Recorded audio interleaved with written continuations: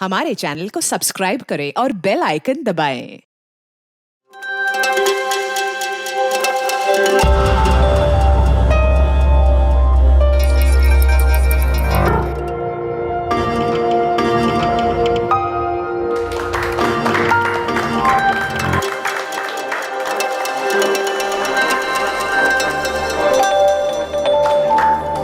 I love you, माला।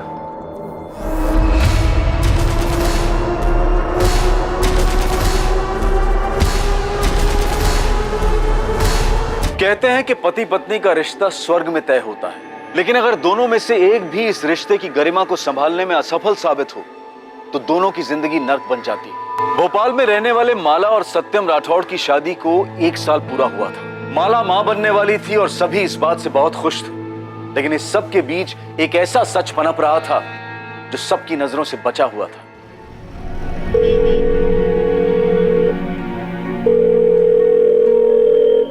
जिस number से आप संपर्क करना चाहते हैं वो अभी जवाब नहीं दे रहा है। माला, दूध पी ले और नाश्ता कर ले। माँ, सुबह सुबह दूध नहीं, चाय दे दे। हड्डियां कमजोर हो गई हैं तेरी। बच्चा कैसे जनेगी?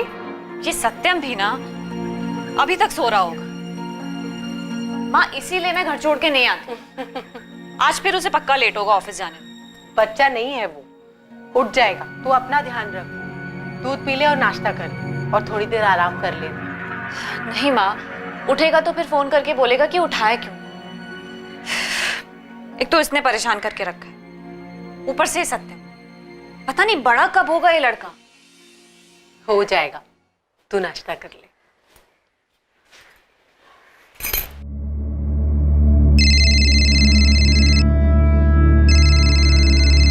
दिमाग खराब हो गया क्या? देखिए, आई थिंक हमें थोड़ा पेशेंस से काम लेना चाहिए। ठीक है सर, ने सिर्फ अनुष्का को अंदर बुलाया है, किसी और को नहीं। ठीक मैम, आप जाइए। मैं आती हूँ। सत्यम, हमें ठीक नहीं लग रहा अनुष्का। सिद्धांत तो मेरे अपना है। सत्यम, अगर मुझे उनसे भी डर के अग्रवाल अंकल? हाँ अंकल।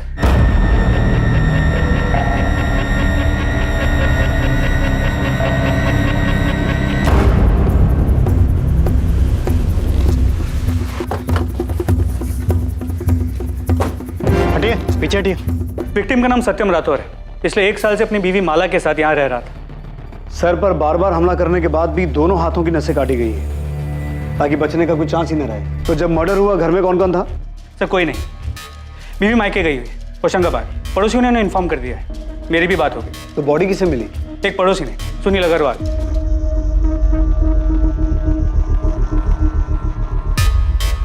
ये अंगूठी? सर शायद इसी की है, उंगली पे अंगूठी का निशान है। बीवी मायके गई है तो रोकने वाला भी कोई नहीं होगा। हो सकता है शराब ज्यादा होगी, कहासुनी बढ़ गई हो। पड़ोसियों से पता करो, कल रात किसी ने झगड़े की कोई आवाज सुनी थी या फिर घर में किसी को आते जाते देखा हो? सर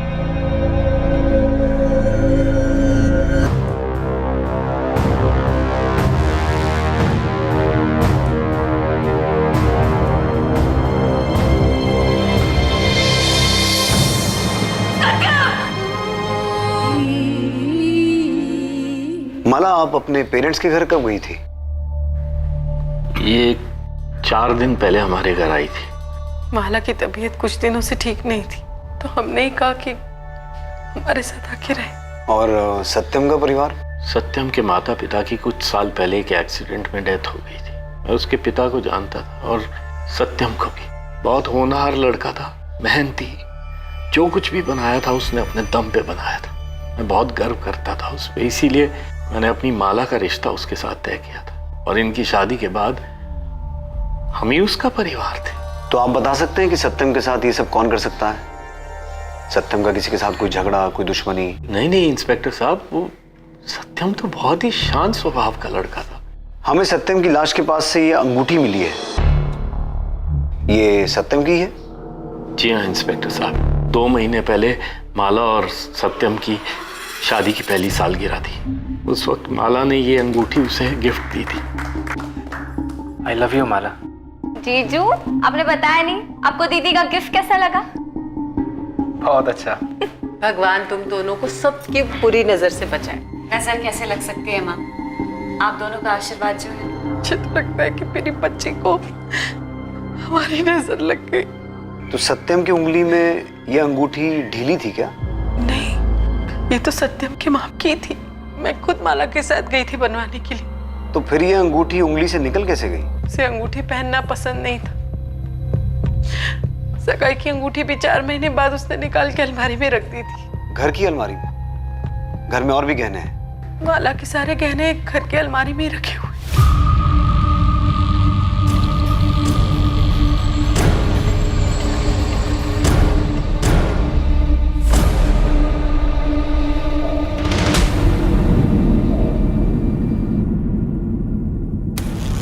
ये सत्यम की सगाई की अंगूठी है। आप हमेशा ये गहने घर पे रखती हैं? जी।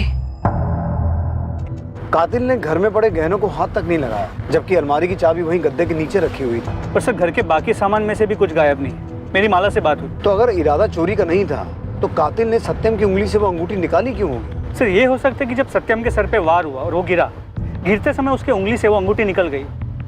ऐसा हो सकता है यादव, लेकिन माला की माँ दिव्या ने बताया था कि वो अंगूठी सत्यम के हाथ में एकदम फिट थी और सत्यम की बॉडी पर लड़ाई झगड़े का कोई निशान नहीं है। तो फिर वो अंगूठी उसकी उंगली से निकली कैसे होगी? सर मुझे लगता है सत्यम के मर्डर के पीछे उन्हीं 2 लोगों का हाथ है जिनके साथ उसने पार्टी की। एक बार वो दोनों मिल जाए तो इस अंगूठी का मसला भी सुलझ जाएगा। और उन दोनों में से शायद एक औरत थी। हो सकता है वही झगड़े का कारण रही हो।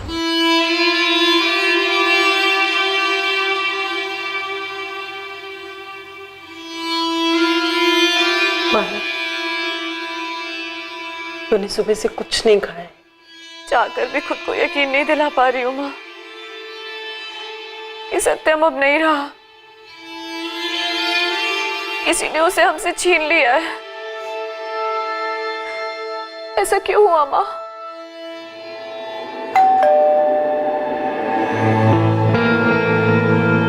माँ दीदी कैसी है?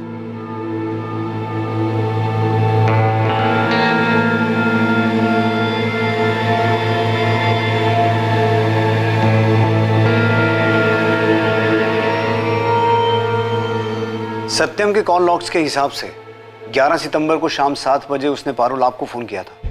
हाँ, सत्यम जीजू का कॉल आया था। क्या बात हुई थी? एक्चुअली मैं 2 दिन से दिल्ली में थी। मेरा बैंक पीओ का एग्जाम देने गई थी। उनका परसों कॉल आया था सर, ये पूछने की एग्जाम की प्रिपरेशंस कैसी जा रही हैं और बेस्ट ऑफ लक विश करने। माला, ये आपका है? जी नहीं। माला, हमें आपसे अकेले में कुछ बात करनी है।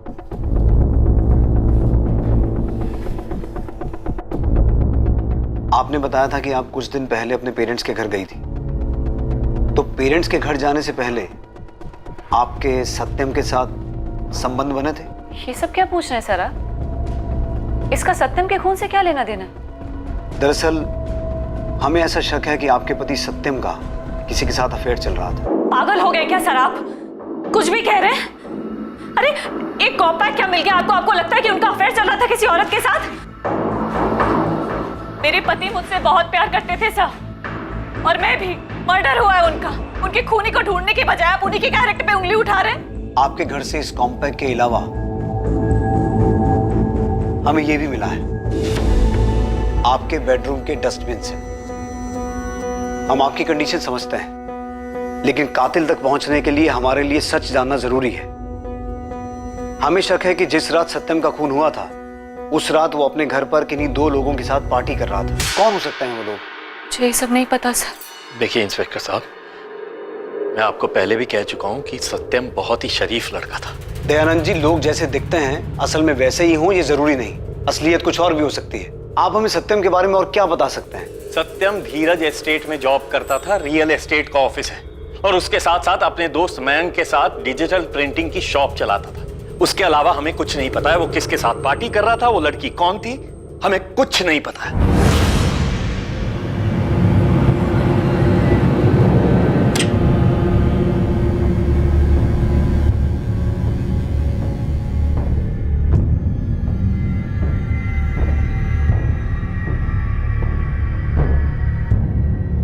बेटा, तूने सुबह से कुछ भी खाया पिया नहीं।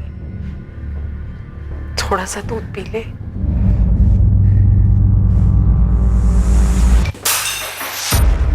किया? सब कुछ धोखा था। सत्यम मेरे पीठ पीछे दूसरी औरतों के साथ। तुझे होश भी है? तू क्या कह रही है? सच कह रही हूँ। जब मैं यहाँ अपना और हमारे होने वाले बच्चे का ध्यान रख रही थी, तब वो वहां अपने दोस्तों और उन औरतों के साथ रंगरलियां मना रहा था। पुलिस को सबूत मिले हैं माँ।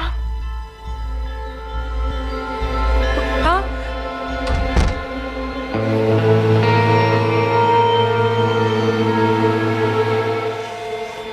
कितनी गर्मी है।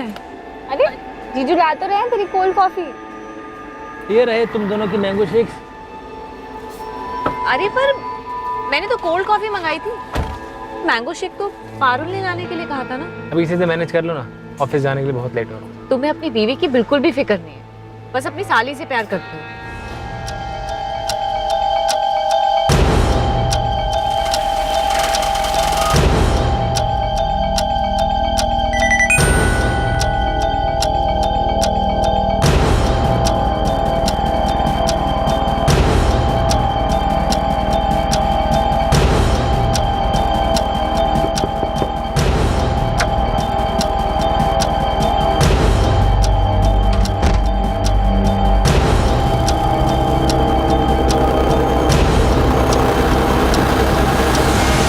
मुझे बहुत डर लग रहा है, अजीब सी फीलिंग आ रही है।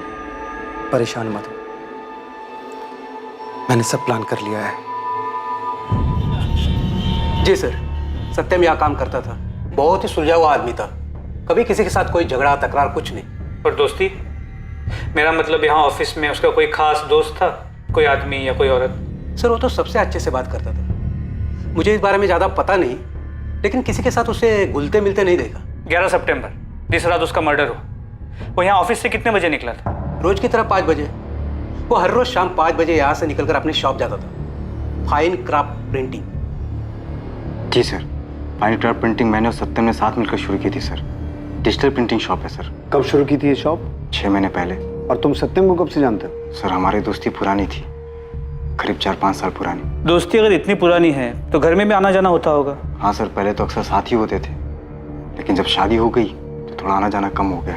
तो जब माला घर पे नहीं रहती होगी, तुम लोग आपस में पार्टी तो करते होगे? हाँ सर, कभी कभी। तो फिर मर्डर वाली रात पार्टी में ऐसा क्या हुआ था तुम दोनों के बीच कि तुमने सत्यम को मार ही दिया? ये आप क्या बोल रहे हैं सर? उस रात मैंने उसके साथ कोई पार्टी नहीं की। इनफैक्ट मैं 1 महीने पहले आखिरी बार उसके घर गया था, और मैं उसको क्यों मारूंगा सर? वो मेरा दोस्त था। लेकिन मयंक, आंकड़े यही बताते हैं कि आखिर में दोस्ती दुश्मन निकलते हैं। मुझे सच सच बताओ, तुम्हारी प्रिंटिंग की दुकान को लेकर आपस में कोई झगड़ा था? सर ऐसा कुछ नहीं था, और ना ही मैंने कुछ किया। दूसरी बात यह है सर कि सत्यम माला भाभी को कभी धोखा दे ही नहीं सकता। सत्यम तो माला भाभी पे जान छिड़कता था, और वो कभी नहीं चाहता था कि माला भाभी को किसी चीज की कमी महसूस हो। इसीलिए वो जॉब के साथ साथ बिजनेस बढ़ाने में भी लगा था। मर्डर वाली रात 11 सितंबर को सत्यम कितने बजे निकला था दुकान से? वैसे तो वो रोज 10 बजे निकलता था, उस दिन उसको कुछ काम था तो 7 बजे निकल गया था। क्या काम था? ये तो पता नहीं सर, उसने किसी को कॉल किया और वो निकल गया।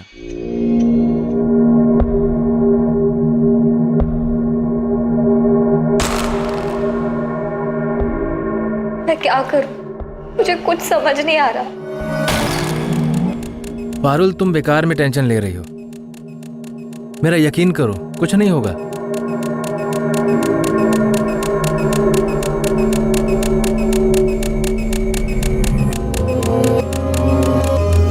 सर, सत्यम राठौर के कॉल रिकॉर्ड्स और मोबाइल लोकेशन डिटेल्स आ गई। उस शाम 7 बजे के आसपास उसने सिर्फ पारुल को फोन किया। पारुल तो दिल्ली गई हुई थी एग्जाम देने के लिए, तो उससे मिलने के लिए तो नहीं निकला होगा। उसके मोबाइल लोकेशन डिटेल के हिसाब से फाइन क्राफ्ट प्रिंटिंग से वो कमता नगर की ओर गया था, तो वहां से करीब रात 10 बजे के आसपास अपने घर वापस आया। अगर घर में पार्टी हुई थी तो प्लानिंग भी हुई होगी, दोस्तों को फोन किया गया होगा, या फिर हो सकता है कि पार्टी का प्लान पहले से ही बना हो, वो अपने दोस्तों से मिलने कमता नगर गया हो और उन्हें लेकर अपने घर चला गया हो। इस सत्यम का बैकग्राउंड चेक करने के लिए मैंने एक आदमी को काम पे लगा दिया। वो कहाँ जाता था, क्या करता था, ये सभी डिटेल्स जल्दी मिल जाएंगी। गुड। लेकिन इस सत्यम का कैरेक्टर पकड़ में नहीं आ रहा है। एक तरफ बीवी कह रही है कि बहुत प्यार करता था, और दूसरी तरफ बीवी के घर से जाते ही ऐसी पार्टीज करता था जिसके बारे में किसी को कुछ पता ही नहीं है। सर एक बात और, अपने क्लाइंट्स, ऑफिस स्टाफ और फैमिली के अलावा हाल फिलहाल में इसकी किसी अमन सैनी से 1-2 बार बात हुई। अमन, आप सत्यम के दोस्त थे? जी सर। कब से जानते थे उसे? तकरीबन 1 साल पहले सर काम के सिलसिले में उससे मुलाकात हुई थी। बातें तो रोज़ रोज़ नहीं होती थी सर, लेकिन जब कभी भी हम मिलते थे तब काफ़ी बातें होती थी। तो कभी बातों बातों में सत्यम ने आपसे किसी औरत का जिक्र किया? नहीं सर, ऐसा तो उसने कभी कुछ नहीं कहा। और सर उसको देखकर भी ऐसा कभी कुछ लगता नहीं था कि उसका किसी दूसरी औरत के साथ चक्कर रहा होगा। 11 सितंबर की रात 10 से 1 के बीच में तुम कहाँ थे? घर पे था सर। लेकिन आप ये क्यों पूछ रहे हैं? उस रात सत्यम ने अपने घर में 2 लोगों के साथ पार्टी की थी और उनमें से एक औरत भी थी। नहीं सर, ना तो मैं वहाँ था और ना ही इस बारे में मैं कुछ जानता हूँ। और सर उसकी वाइफ प्रेग्नेंट है। मैं सत्यम को ऐसी किसी भी चीज़ में सपोर्ट नहीं करता। ठीक है अमन, तुम जा सकते हो। Thank you sir.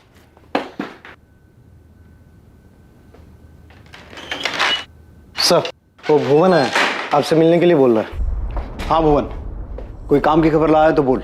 जी साहब, बिल्कुल पक्की खबर है। ये अपना सत्यम काफी शौकीन आदमी था। महीने में कई बार लाल मंडी के चक्कर लगाता था।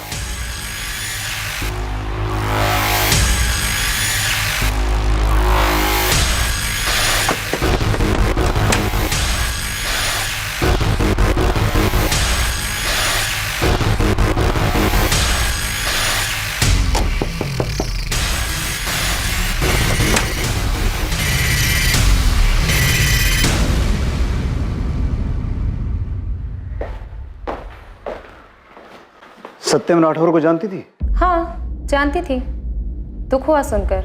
अच्छा आदमी था। शायद तुम्हें इतना अच्छा लग गया कि तुमने उसे शादी के लिए कहा और जब उसने मना कर दिया तो तुमने उसे मार दिया। ये क्या बोल रहे हो साहब आप? प्यार, शादी, खून, आप लोगों ने तो पूरी कहानी बना दी। साहब मैं धंधा करती हूँ, पैसों के लिए उसके साथ सोई थी। ये किसी और का पाप मेरे गले पे मत डालिए। 11 सितंबर की रात तुम उसके घर गई थी या नहीं? नहीं गई थी साहब, लोग मेरे पास आते हैं, मैं लोगों के पास नहीं जाती। तो सत्यम में ऐसा क्या था जो वो तुम्हें अच्छा आदमी लगा? साहब मेरे पास सब चमड़ी के लिए आते हैं, काम हुआ और निकल गए। लेकिन सत्यम वैसा नहीं था। वो 4 से 5 बार आया होगा मेरे पास, सोया भी है मेरे साथ, लेकिन एक अलग ही सलीके वाला आदमी था। सब घंटों मेरे साथ बातें किया करता था, वो इज्जत देता था मेरे को। लेकिन कुछ दिन से मुझे वो परेशान सा लग रहा था। ऐसा लग रहा था जैसे कोई बात अंदर ही अंदर उसे खाए जा रही हो। उसने तुमसे कुछ कहा किसी के बारे में?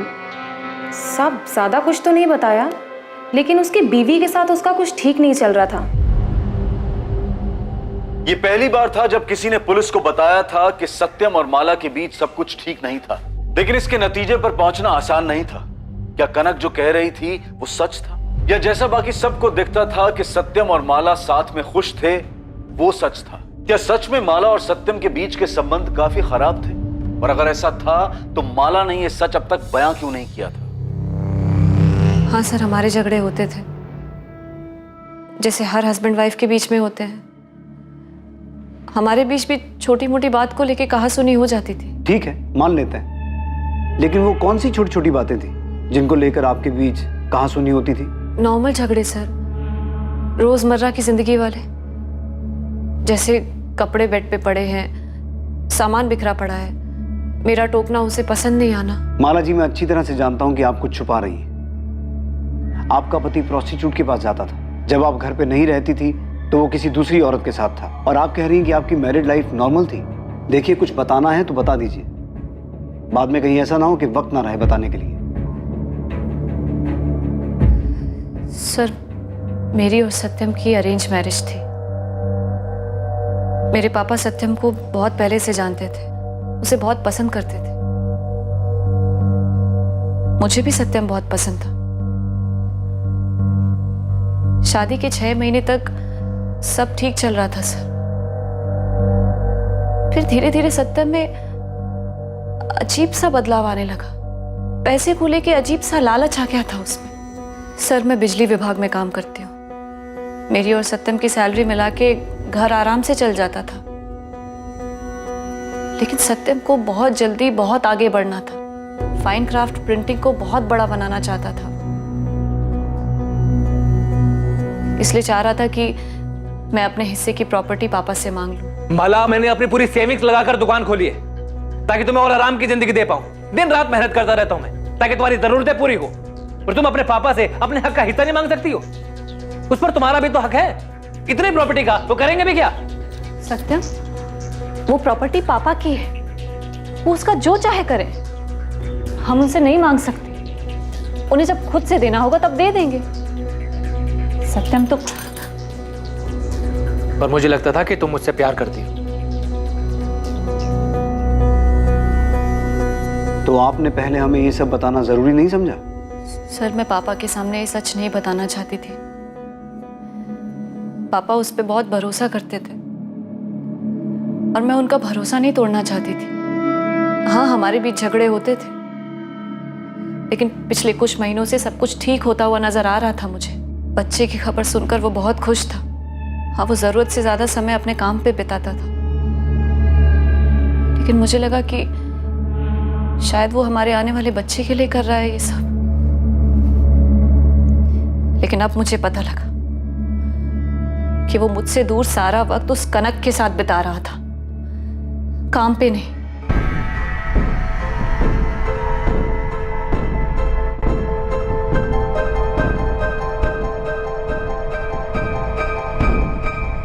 मुझे बहुत डर लग रहा है। पुलिस अभी सिर्फ माला दीदी से पूछताछ कर रही है, लेकिन अगर उन्होंने घर के लोगों के बारे में पता लगाना शुरू किया तो सारा सच सामने आ जाएगा। मुझे कुछ समझ नहीं आ रहा मैं क्या करूं। सर, सत्यम मर्डर केस में जितने भी एविडेंसेस मिले थे उनकी फोरेंसिक रिपोर्ट आ गई। अजीब बात यह है कि जो 3 विस्की के ग्लासेस मिले थे उनमें से सिर्फ एक पर फिंगरप्रिंट्स मिले, वो भी सत्यम के। बाकी के दोनों ग्लासेस बिल्कुल क्लीन है, कोई फिंगरप्रिंट्स नहीं। वो बाकी के जितने भी एविडेंसेस थे उन पर भी सत्यम के अलावा और किसी के फिंगरप्रिंट्स नहीं मिले, ना उस कॉम्पैक्ट पाउडर पे और ना उन खाने की प्लेट्स पे। यानी कि मर्डर के बाद निशान मिटाए गए? इतना ही नहीं सर, जो 2 कॉन्डम्स हमें डस्टबिन से मिले थे उन्हें यूज नहीं किया गया था। उनमें से ना कोई सीमेन मिला है और ना ही कोई डीएनए सैंपल। और सर, सत्यम की डिटेल्ड पोस्टमार्टम रिपोर्ट आ गई। उसके खून से कोई भी अल्कोहल के ट्रेसेस नहीं मिले और ना ही उसके पेट में चिकन के कोई भी अंश मिले। क्या ये सब कुछ प्लान था और फिर सब कुछ ऐसा स्टेज किया गया जिससे ऐसा लगे कि वहां कोई औरत भी मौजूद थी? सर, ये भी हो सकता है कि इस केस में कोई औरत इन्वॉल्व ही ना हो, और हो सकता है इस सबके पीछे कुछ ऐसा हो जो अब तक हमारी नजरों से छुपा हुआ हो। और मुझे बार बार माला और उसकी फैमिली पे शक हो रहा है। यादव, पूरी फैमिली की डिटेल निकालो, देखें कौन क्या छुपा रहा है। ये फॉर्म फिल करके आप सबमिट कर दीजिए। कल आपका 12 बजे का अपॉइंटमेंट है।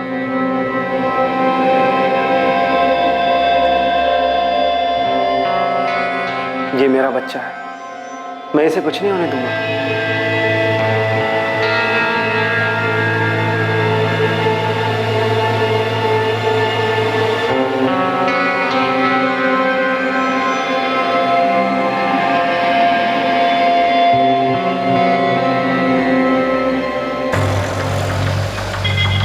आप माला के साथ बिजली विभाग में काम करती हैं, क्या आप उसके बारे में कुछ बता सकती हैं? माला एक अच्छी लड़की है। वो मेरी दोस्त है इसलिए नहीं बोल रही, बल्कि असल में वो सबकी हेल्प करती है। वो बहुत प्यार करती थी सत्यम से। क्या कभी उसने उनके बीच किसी झगड़े के बारे में बताया? नहीं सर, इनफैक्ट वो सत्यम को सरप्राइज करने का एक भी मौका नहीं छोड़ती थी। कितनी बार तो वो ऑफिस से हाफ डे लेकर निकल जाती थी। पूछने पर यही बोलती थी कि उसे सरदर्द की प्रॉब्लम है, लेकिन सर उसके चेहरे की खुशी से पता चलता था कि वो अपने पति के पास ही जा रही है। आपकी दोस्त ने हमें बताया कि आप अक्सर ऑफिस से हाफ डे लेकर निकल जाती थी, जबकि आपने हमें बताया था कि सत्यम काम के सिलसिले में रात 10 बजे तक घर से बाहर ही रहता था। तो आखिर आप ऑफिस से निकलकर जाती कहाँ थी? मैं घर ही जाती थी सर, और कहाँ जाऊंगी? मुझे माइग्रेन का प्रॉब्लम है सर, इसलिए जब सर दर्द बर्दाश्त के बाहर हो जाता था तब छुट्टी लेकर घर चली जाती थी। तो किस डॉक्टर को दिखा रही थी आप? किसी को नहीं सर, बस थोड़ा सा रेस्ट लेती थी और ठीक हो जाती थी। आपको माइग्रेन की वजह से अक्सर ऑफिस से हाफ डे लेकर जाना पड़ता था, लेकिन आपने आज तक किसी डॉक्टर को दिखाया ही नहीं। ये सब क्या फिजूल के सवाल कर रहे हैं सर आप? गलती हो गई, डॉक्टर को नहीं दिखाया, अब चली जाऊंगी बस, और कुछ? बस इतना ही कि अगर इस सब में आपका कोई हाथ हुआ ना, तो ये बिल्कुल मत सोचिएगा कि आपकी प्रेगनेंसी की वजह से कानून आपको बख्श देगा। जब किस्मत ने ही नहीं बख्शा तो कानून से क्या फर्क पड़ेगा? सजा तो मैं भुगत ही रही हूँ।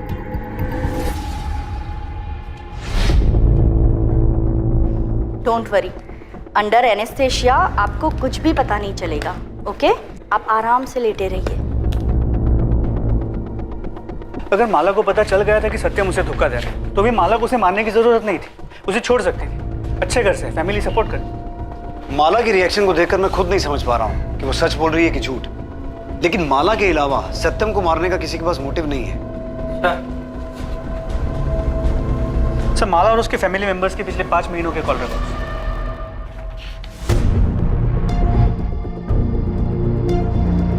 सर, ये तो हाँ, 11 सितंबर की रात सत्यम कमता नगर में किससे मिलने गया था, इसकी डिटेल हमारे सामने ही थी। माला और उसका पूरा परिवार शुरू से ही झूठ बोल रहा है। अपने आदमी को काम पे लगाओ। कमता नगर के जितने भी होटल, लॉजेस और रेस्टोरेंट्स हैं, हर जगह पूछताछ करो। इस बार सबूत के साथ ही उनका सामना करेंगे।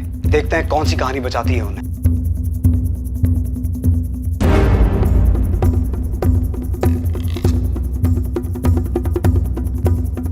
खबर पक्की है, ये दोनों कामता नगर आए थे। इन दोनों को ही देखा गया है।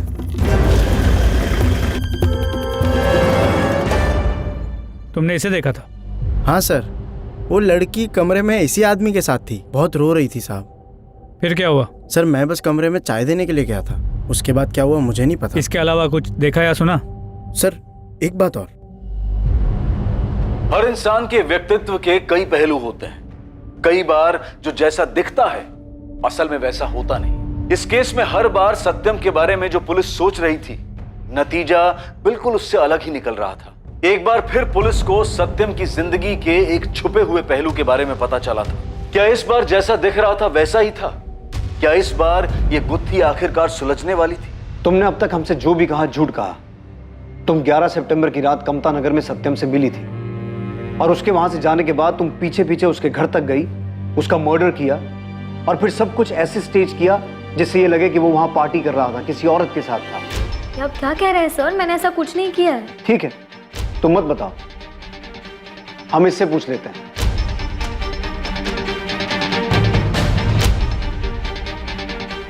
हम सच जानते हैं पारुल। ये रहे तुम्हारे फोन लोकेशन डिटेल्स। तुमने हमसे झूठ कहा था कि तुम बैंक पीओ का एग्जाम देने के लिए दिल्ली गई थी, जबकि तुम यहां भोपाल में ही मौजूद थी। और तो और तुम 11 सितंबर की रात कमता नगर के चंद्रावती लॉज में सत्यम से मिली भी थी। और हम ये भी जानते हैं कि वहां तुम अपने इस दोस्त मनीष के साथ रुकी हुई थी।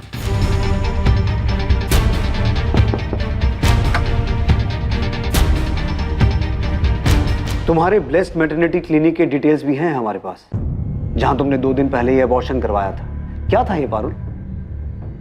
Love triangle?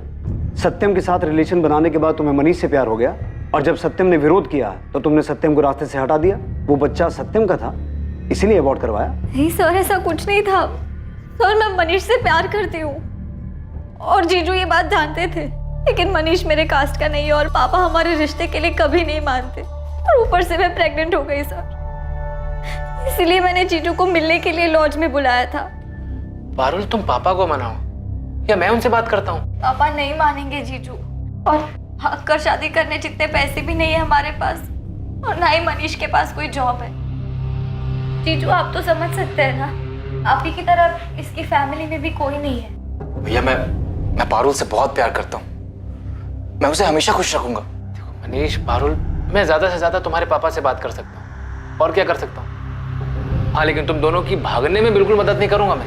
अगर हम मनीष की सर्टिफिकेट्स पर उसका सरनेम चेंज कर दे और आप पापा को कन्विंस कर दे कि मनीष आपके ही गांव से है, आपका जानने वाला है, तो पापा मान जाएंगे।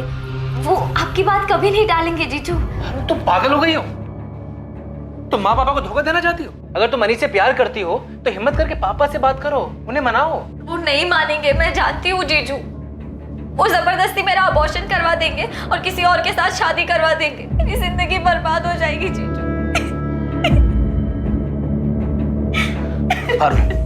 पारुल, ऐसा करने की गलती कभी मत करना। अगर मनीष से प्यार करती हो तो किसी और से शादी मत करो। पारुल, ऐसा करने से 3 जिंदगियां बर्बाद हो जाएंगी। मैं जानता हूं कितना दुख होता है जब आपको पता चलता है कि आपका साथी किसी और से प्यार करता है। पारुल, अगर सच में तुम मनीष से प्यार करते हो तो अपने पापा से बात करो, कन्विंस करो उन्हें। मैं तुम्हारे साथ हूं। जीजू के जाने के बाद मुझे कुछ समझ नहीं आ रहा था सर, मैं बहुत डर गई थी। और घर वालों से लड़ने की हिम्मत भी नहीं थी, इसलिए मनीष के मना करने के बावजूद मैंने अबॉर्शन करवा लिया। सत्यम ने ये क्यों कहा कि जानता है जब आपका साथी किसी और से प्यार करे तो कितना दर्द होता है? माला और सत्यम के बीच में कोई था क्या? माला का किसी के साथ कोई अफेयर था? नहीं सर, ऐसा कुछ नहीं था। जीजू तो बस ऐसे ही। पारुल, सच सच बोलो, क्या बात है?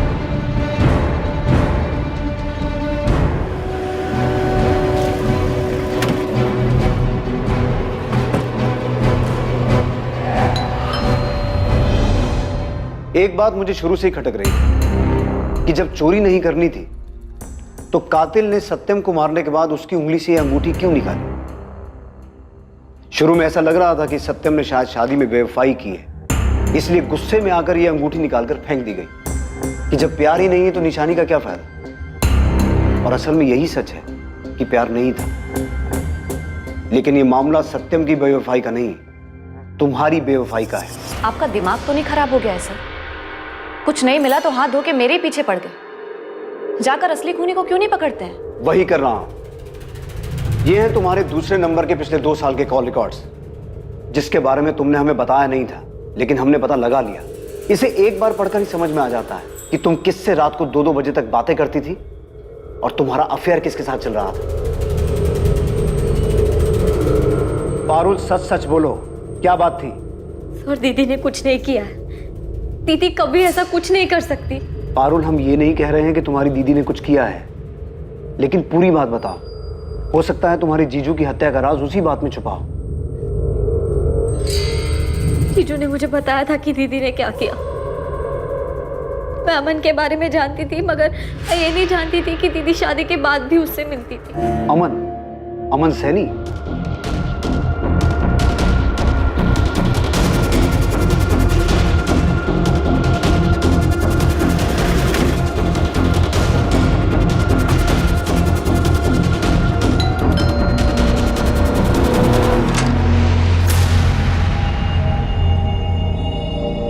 हम जानते हैं माला कि तुम्हारा और अमन का पिछले 2 साल से अफेयर चल रहा था, जिससे तुम अपने इस दूसरे नंबर 444219821 से रेगुलर टच में थी। नहीं सर, ऐसा नहीं है सर जैसा आप सोच रहे हैं। अमन ने अपना जुर्म कबूल कर लिया है माला। अब सच छुपाने का कोई फायदा नहीं है। बोलो माला। सर, मैं सत्यम से शादी करने के पहले से अमन से प्यार करती थी।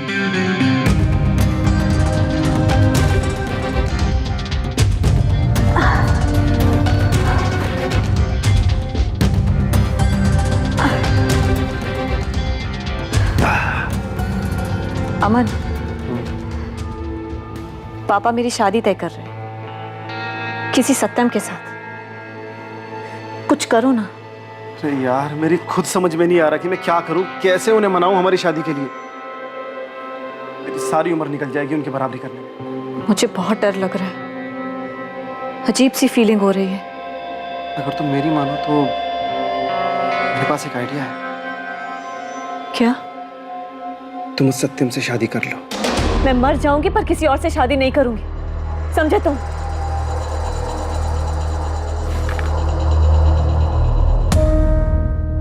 तुम परेशान मत हो माला, मैंने सब प्लान कर लिया है।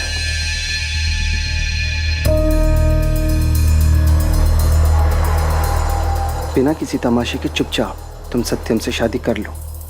6 महीने हंसी खुशी उसके साथ रहो, सब कुछ परफेक्ट लगना चाहिए। फिर उसे डाइवोर्स दे देना। बहाना हम सोच लेंगे या बना लेंगे। सत्यम, मैं नहीं रह सकती तुम्हारे साथ। अरे टाइम कहाँ है तुम्हारे पास मेरे लिए? ये अचानक क्या हो गया तुम्हें? बस बहुत हो चुका है, मुझे तुमसे डाइवोर्स चाहिए। तो तुमने प्लानिंग करके शादी की और टाइमिंग देखकर डिवोर्स मांगा, क्योंकि डिवोर्स होने के बाद लड़की के ऊपर दाग लग जाता है। और अमन बड़ी आसानी से तुम्हारा हाथ मांगकर तुम्हारे पापा की नजरों में हीरो बन सकता था, राइट? हाँ सर, पहले तो सत्यम को लगा कि उससे ही कोई गलती हुई है, पर फिर जब मैं डाइवोर्स पे अड़ी रही तो उसे मुझ पर शक हुआ और वो मुझ पर नज़र रखने लगा। सर, मैं ऑफिस से सरदर्द के बहाने अमन से मिलने जाती थी और एक दिन सत्यम ने हमें पकड़ लिया। सत्यम, मैं अमन से बहुत प्यार करती हूँ। कब से चल रहा है तुम दोनों का ये सब? शादी के पहले से। तो इतने दिनों तक तुम दोनों मिलकर मुझे बेवकूफ बना रहे थे। माला तुमने शादी की मुझसे, अमन तूने दोस्ती की मुझसे, और मेरी पीठ पीछे तुम दोनों रंगरलियां मना रहे थे। पर अब जब तुम्हें सब कुछ पता चली गया है सत्यम, तो फिर दे दो ना डाइवोर्स मुझे। डाइवोर्स दे दूं ताकि तुम्हारी ये प्लानिंग कामयाब हो जाए? माला बेवकूफ बनाया तुमने मुझे, झूठी शादी रचाई है मेरे साथ। तुम दोनों ने मिलकर इस्तेमाल किया मुझे। सत्यम, मैंने भी बहुत कुछ खोया है तुम्हारे साथ इस रिश्ते में आकर, तुम्हारे साथ रातें बिताई है। तुम्हारा क्या नुकसान हुआ है इसमें? माला चिल्लाओ मत सत्यम। मैं भी चिल्ला सकती हूँ, और तुम्हें क्या मिलेगा मेरे साथ रह के? आखिर क्यों परेशान कर रहे हो तुम इस तरह से मुझे? बहुत हो गया सत्यम, पेपर्स बनवाओ और डाइवोर्स दो मुझे। माला मेरी ये बात कान खोल के सुन लो तुम, डाइवोर्स तो तुम्हें हर हाल में नहीं दूंगा मैं। मेरी जिंदगी बर्बाद करके तुम्हें खुश नहीं रहने दूंगा। और अगर दोबारा तुमने ये डाइवोर्स का नाटक किया ना मेरे सामने, तो सब कुछ जाके तुम्हारे पापा को बता दूंगा। ये नाटक उनके सामने जाके करना। अगर वो पापा को सब सच बता देता तो पापा मुझे अपनी जायदाद से बेदखल कर देते। और अमन का काम भी बहुत अच्छा नहीं चल रहा था। सर मैं डर गई थी, और ये सत्यम भी जिद पे अड़ा हुआ था कि मुझे डाइवोर्स नहीं देगा, लेकिन मुझे किसी भी कीमत पर उससे अलग होना था।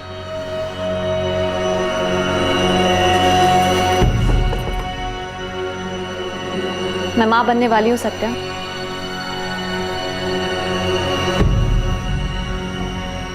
बाप बनने वाला है जानकर अमन बहुत खुश है। हम दोनों का बच्चा इस दुनिया में आएगा, हमारे प्यार की निशानी। अब देखती हूँ कि तुम मुझे डाइवोर्स कैसे नहीं देते हो। हर रोज अमन का बच्चा मेरे पेट में पलेगा और तुम्हें यकीन दिलाएगा कि मैं तुम्हारी नहीं, अमन की हूँ। माला तुम्हें जो करना है कर लो, डाइवोर्स तो तुम्हें मैं कभी नहीं दूंगा। सत्यम, वो तो मैं करूंगी।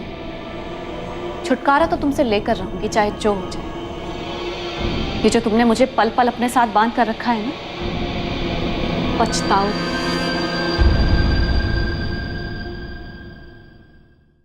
छुटकारा तो तुमसे लेकर रहूंगी, चाहे जो हो जाए। ये जो तुमने मुझे पल पल अपने साथ बांध कर रखा है ना, पछताओ।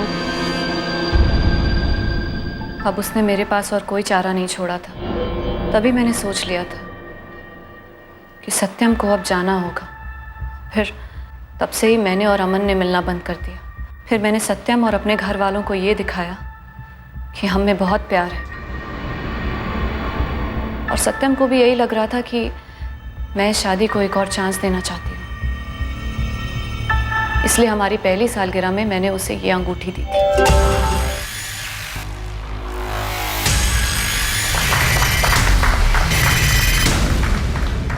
अभी तक तो सब सही चल रहा है पारुल। मैं माला से बहुत प्यार करता हूँ, पर मुझे नहीं पता मैं इस बच्चे को अपना भी पाऊंगा या नहीं। जीजू, दीदी इस रिश्ते को और एक मौका दे रही है, आप भी कोशिश करिए प्लीज। तो पिछले 4-5 महीने में तुमने सॉलिड एक्टिंग करके पूरे ड्रामे का स्टेज सजा दिया। हाँ,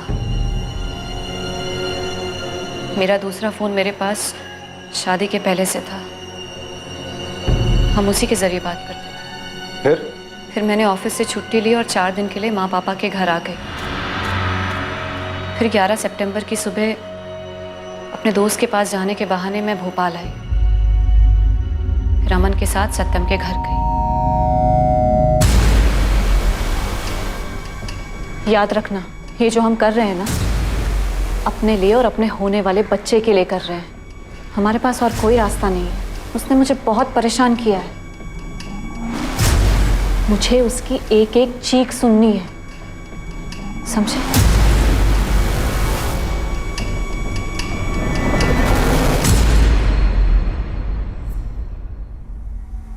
माला के जाने के बाद मैंने घर के अंदर रात होने का इंतजार किया।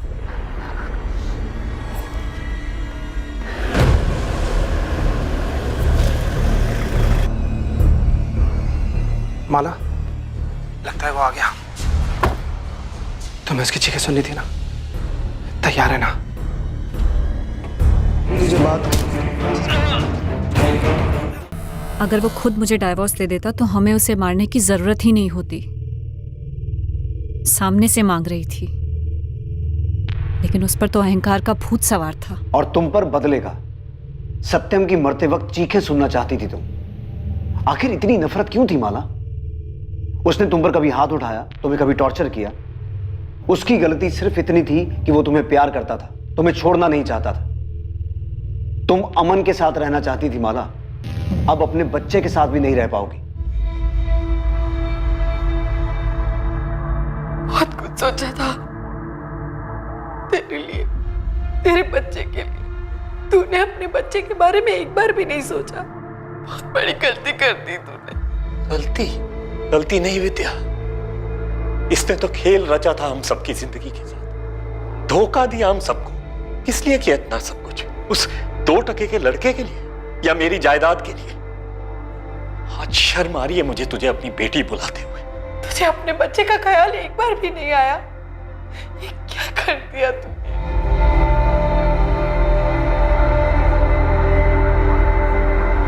प्यार एक ऐसा एहसास है जो 2 लोगों को आपस में बांध कर रखता है, लेकिन कई बार इस एहसास के बहाव में लोग बिना सोचे समझे सही और गलत की सभी सीमाएं पार कर जाते हैं और जुर्म की राह पर चल पड़ते हैं। माला और अमन का प्यार गलत नहीं था, लेकिन उस प्यार को पाने का रास्ता गलत था। सत्यम का गुस्सा जायज था, शादी के नाम पर उसके साथ खिलवाड़ हुआ था, लेकिन जब इस शादी की नींव ही खोखली थी तो अब उससे किसी भी तरह की उम्मीद लगाना फिजूल था। अच्छा होता अगर सत्यम ये समझकर इस रिश्ते से अलग हो जाता और अपनी जिंदगी को एक दूसरा मौका देता।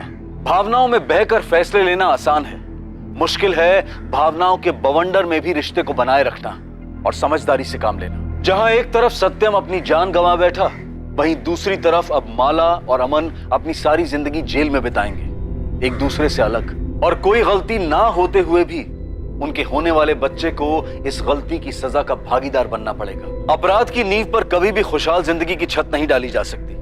ये समझना और ऐसे ख्यालों के अंतर्द्वंद से सतर्क रहना बहुत जरूरी है। अब मैं अनूप सोनी आपसे विदा लेता हूं, फिर मुलाकात होगी एक और नए केस के साथ। और याद रखें, क्राइम और आपके बीच में सिर्फ इतना फर्क है कि आप कितने सतर्क हैं। सतर्क रहें, सुरक्षित रहें। जय Hind. For more updates, subscribe to our channel, click the show links and enjoy watching the videos.